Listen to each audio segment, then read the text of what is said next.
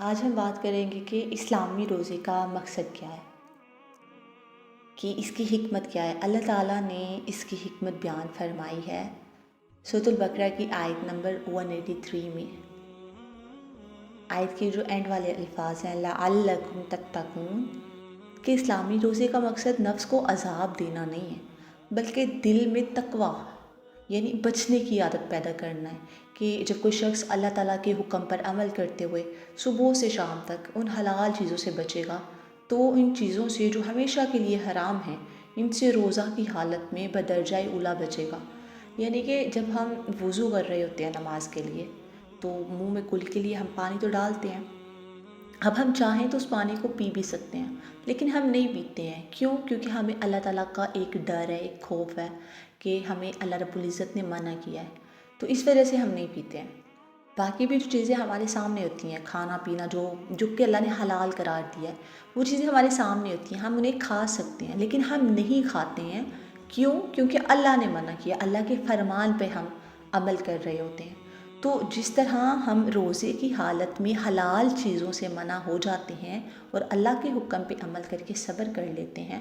تو اسی طرح ہمیں اپنی زندگی کے باقی معاملات میں حرام چیزوں سے بھی بچنا چاہیے۔ روزہ بیسیکلی ہماری ایک طرح کی پریکٹس ہوتی ہے۔ اللہ تعالیٰ ایک طرح سے ہماری پریکٹس کروا رہے ہوتے ہیں کہ جب ہم حلال چیزوں سے خود کو بچاتے ہیں تو ڈیفینیٹلی حرام پہ بھی صبر کرنا ہمیں آ جاتا ہے۔ لائک سم ٹائم ہوتا ہے کہ آپ کا بڑا دل کرتا ہے کہ بھئی ہم گانے سن لیں، کچھ نہیں ہوتا ہے، گانا ہی تو ہے، کیا ہے، لیکن میوزک حرام ہوتا ہے تو ہمیں اس پہ صبر کرنا آ جائے گا۔ یا اس طرح ہوتا ہے کہ آپ کو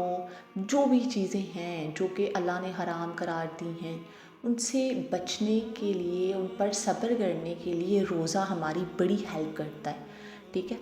تو روزہ جو ہے نا گناہوں سے بچنے کا اور بچنے کی عادت کا ذریعہ بن جاتا ہے ہمارے لیے۔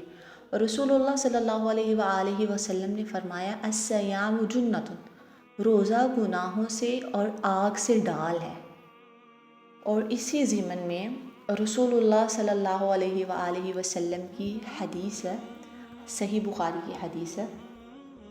نبی کریم نے فرمایا من لم یدع قول الزور والعمل به والجہل، جو شخص روزے کی حالت میں جھوٹی بات کرنا اور فریب کرنا اور جہالت کی باتوں کو نہ چھوڑے، فلیس للہ حاجۃ ان یدع طعامہ وشرابہ، تو اللہ کو اس کی کوئی ضرورت نہیں ہے کہ وہ اپنا کھانا پینا چھوڑے۔ کہ لائک روزہ رکھتے ہیں آج کل کے ہم اپنے ایرا میں دیکھیں تو روزہ رکھتے ہیں سب، لیکن کیا ہے، صرف اپنے منہ کو بند کیا ہوا ہے، اپنا کھانا پینا بند کیا ہوا ہے، عمل نام کی کوئی بھی چیز نہیں ہے۔ روزہ رکھ کے نماز نہیں پڑھتے،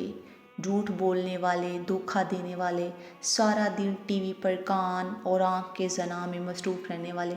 یعنی کہ کسی بھی طرح کی نافرمانی کا ارتکاب کرنے والوں کے لیے یہ حدیث ہے کہ وہ سوچ لیں کہ انہیں روزہ رکھنے سے کیا ملا ہے۔ اللہ کو ایسا روزہ نہیں چاہیے کہ جس میں صرف آپ اپنا کھانا پینا اور اپنا منہ بند کیے ہوئے ہو اور باقی آپ سارا دن یا تو سو کے گزار رہے ہو یا پھر آپ ان فضولیات میں موبائل کی سکرولنگ کرتے ہوئے موویز دیکھی جا رہی ہیں، سانگ سنے جا رہے ہیں، اور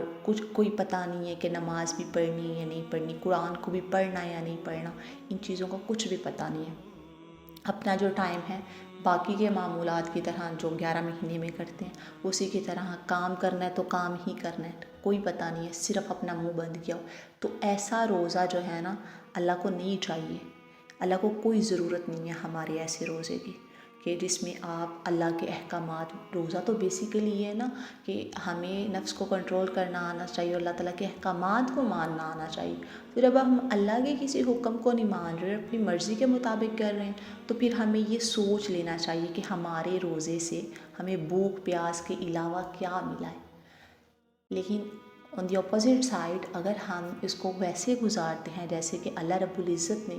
گزارنے کا حکم دیا ہے تو پھر اس کا اجر بھی فرشتے نہیں لکھتے ہیں۔ لائک ہم جو بھی اعمال کرتے ہیں تو ہمارے فرشتے جو ہیں وہ لکھ رہے ہوتے ہیں ہماری سب نیکیوں کو، ہماری برائیوں کو، لیکن روزے کا اجر اللہ سبحانہ و تعالیٰ خود دیتے ہیں کہ میرے بندے نے جو میرے لیے روزہ رکھا، کیونکہ اللہ تو جانتے ہیں نا کہ انسان نے کس قدر تقوی اختیار کیا ہے، کس قدر اس نے پرہیزگاری کی ہے اس روزے کے دوران، تو اس کا جو ثواب ہے، اس کا جو اجر ہے اتنا زیادہ ہے کہ یہ اللہ تعالیٰ خود ہمیں دیں گے، فرشتے نہیں دیتے ہیں۔ تو اب ہمیں خود کی طرف دھیان دینا ہے کہ ہمارا روزہ کس طرح کا ہے۔ اللہ تعالیٰ کو ہمارے روزے کی ضرورت ہے یا نہیں ہے، لیکن جس طرح ہم گزار رہے ہیں، کیا یہ روزہ ویسے ہے جیسے کہ اللہ کے نبی نے رکھا ہے اور جس طریقے سے اللہ تعالیٰ نے حکم دیا ہے؟ تو اگر تو ویسا ہے